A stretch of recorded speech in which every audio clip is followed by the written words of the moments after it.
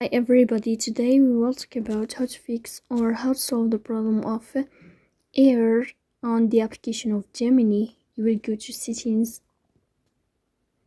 In this page you will go to apps, default apps, app settings. On above you will search about Gemini app and you will click. Here in this page of app info you will click on first stop and you will click OK. Here you will enter to the window of storage. Then we click on clear cache.